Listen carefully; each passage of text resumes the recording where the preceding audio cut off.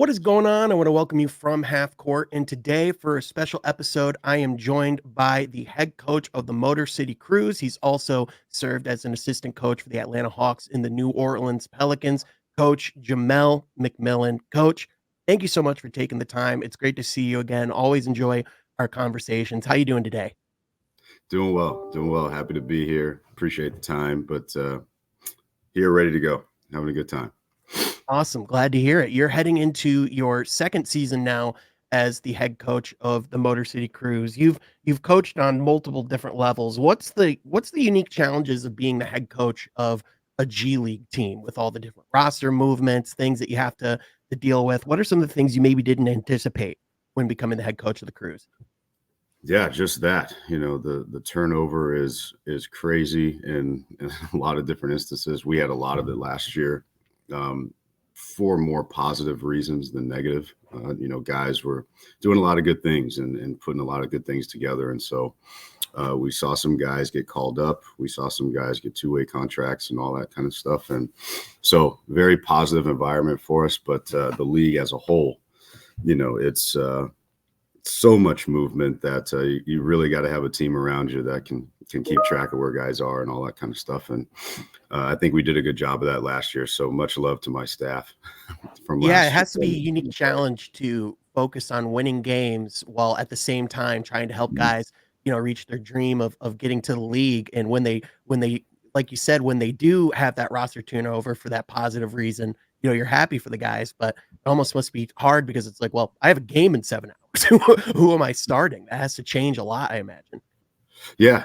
Yeah. You got to be very intentional about what the purpose is, what you're trying to accomplish on a day-to-day basis. Especially this year will be a little bit different with Coach Bickerstaff and just implementing his system the way Mhm. that he sees fit and everything. It's got something that's new and a challenge for everybody here and the guys. I think it makes a little bit more sense so that they know what translates and what can kind of help them out amongst the community that they're in. Mhm. But overall, as a whole, these guys and trying to create opportunities for themselves, just keeping the perspective the right way for those guys and understanding where they are in their respective careers, as well as where our team is and what Mhm. can help them see some success. And so it's a constant communication battle. It really, really tests your communication skills and Yeah. everything. Just having to communicate a different way, but I love it. I love it. It was a great time. Yeah, you mentioned the new system, the coaching transition with JB Bickerstaff. I was wondering how much of a challenge that was going to be for you, but I actually heard Coach Bickerstaff at the open practice talk about how he's known you for your entire life, how you guys have a pretty close relationship. Has that been a pretty smooth transition because of that relationship? What's it been like working with JB thus far? Absolutely. Yeah, he's awesome, man. We're very familiar. His father drafted my father a long, long Mhm. time ago. And he was a ball boy and everything running around Seattle when I was a newborn and stuff. So it's a really cool story, I think, for the both of us. And I'm really, really fortunate that we were able to connect here in this type of setting, in this type of situation, and being able to communicate and align the way we have been and the way we will be throughout the season. So much love to him for retaining me and keeping me around and everything. And I'm really looking forward to getting started with that. Yeah, absolutely. And, things obviously are still very much underway. The NBA season hasn't started yet. And, once that starts, the G League season isn't too far behind that. What has been your impression of some of the two-way guys, some of the exhibition 10 guys, and, just from your sense of being around, training camp in general, what's been some of your impressions of the guys that, are around the roster thus far? Yeah. So last year we had an amazing group. That really we live by the set the tone mantra. We wanted to set the tone for the gym in the morning with individual workouts when we were in the practices with the main group and everything. It was a gritty, get after it group, and we tried to. I have tried to keep that going here and keep that transition, that kind of tone throughout. So far, we've had a unbelievable group yet again. Much respect and love to the guys upstairs for putting together a really cool group of guys that are receptive to information. They're eager, they're anxious, they love being in here. They love being in the gym, and that's a great start, a great base in order to build those guys up. And so, tremendous things throughout. We've got an electric group. We've got a feisty group this year that I know grit has taken the city by storm. That word is just all over the place with the Lions and everything. And Tigers were able to do some cool stuff. And I think we have something that reflects that here with the Crews. These guys, they've gotten after it. 5, 6 guys in town right now, and just trying to keep them out of the gym is rough. There's a physicality to this group that I absolutely love, and these guys smile. They got a spirit about the gym that, is contagious and something we can work with. So really impressed by the group so far. They had a really good training camp with the main group, and coming up next week, we'll get into some more intense workouts, going into our own stuff. And then obviously training camp starts the 28th. So they're in a great spot. They're in a good place. They're ready to go. I'm ready to go, probably more so than anybody. Just really excited for this electric group. So it should be fun to watch this season. Yeah, absolutely. Are there when talking about development and, just, going into the season, are there specific players that, that you find yourself, commonly going to their tape or, talking about their stories as like prime examples? Like as a coach, are there, certain players that you view, throughout the league, whether they're even on the Pistons or they've played in the G League before? Are there certain guys that you just watch their game and go, that's what I'm all about as a coach? If I could have 15 of those on a roster, sign me up. One I have been with and been around and played against and really near and dear and close to me, Drew Holiday. Drew Holiday is a guy that's gone everywhere. Every team he's played for has pretty much had success, I think. In some capacity, he's made the gym better everywhere he's gone. Community guy, ultimate teammate. I think he's won multiple awards there. He's defense first guy, which is what I'm all about, with the toughness and everything. But he allows everybody, all of his teammates and staff, to be themselves.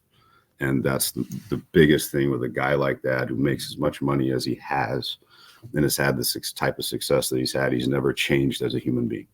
He comes from a tremendous family. They're awesome. I've actually had the pleasure of coaching all 3 of the Holiday boys at one point in time. That's awesome. 2 of them on the roster at the same time in Atlanta. And so it is a family that's just the model citizens of life, and the way they operate, the way they go about their business, the family aspect of how they're a tight-knit group. They're the ultimate team. And so I really value that family overall, Drew in particular, with the amount of time that we spent together over the years and everything.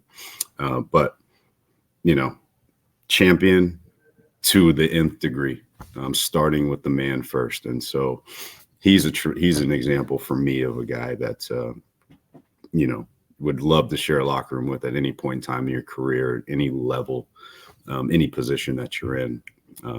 Really represents the NBA well, and I think the NBA is really proud of what he stands for. Yeah, for my money, he's probably top 5, if not the most underrated player in the NBA over the last decade. His impact is unreal. You've spoken about how excited you are to, just see that group going and, get the season started. What can fans expect if they haven't attended a Motor City Cruise game before? The G League, obviously more and more players, are making NBA rosters. I think it was at least like a third of active players last season at one point touched a G League roster. What can people expect when they come out to the Wayne State Fieldhouse? Yeah, it's a really competitive league. These guys get after it. They play hard, like the anxiousness, the eagerness, it provides a pretty cool environment for any young, especially young players and coaches who are trying to, develop in their process and watch some of these guys. There are tremendous stories all over this league with guys who have failed and have reignited themselves in this league, with guys who were under the radar, I didn't really hear about, and then they have broken out into some pretty cool careers and everything.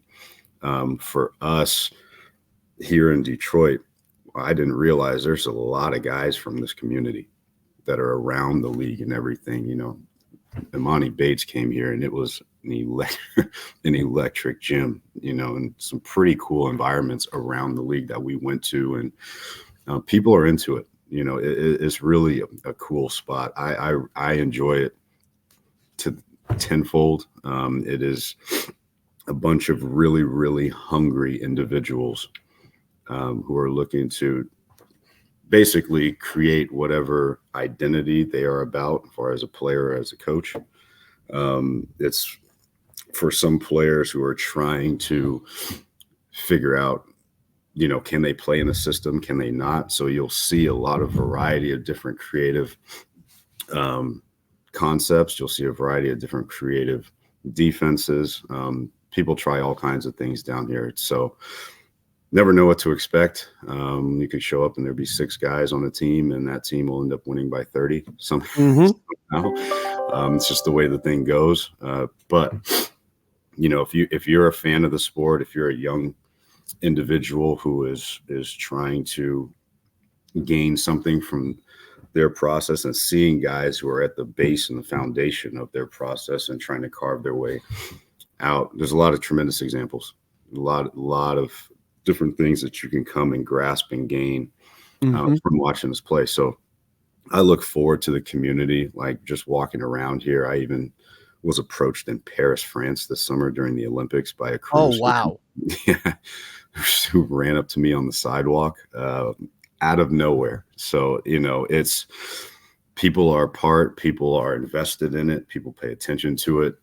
It's an exciting deal for me, and especially representing here, this community of Detroit and the cruise program. It's a pretty cool deal. Yeah, absolutely. If you haven't checked out a Motor City Cruise game before, I definitely recommend it. The season tips off, I believe, on November 12th against the Windy City Bulls. So if you haven't been to the Wayne State Fieldhouse before, would highly recommend it. It's really fun and affordable, and it's family-friendly fun. It's like Jamelle said, it's a great community, and a lot of really good basketball goes on there. So, Coach, thank you so much again for taking the time. I always have a lot of fun talking basketball with you, so I definitely looking forward to doing it again here real soon. People, be sure to go check out the Motor City Cruise, and Jamelle is a fantastic coach. He'll be coaching an NBA roster here very soon. So seriously, Coach, thank you so much for taking the time. Appreciate you, man. Thanks a lot. Go Cruise, and look forward to seeing everybody come out.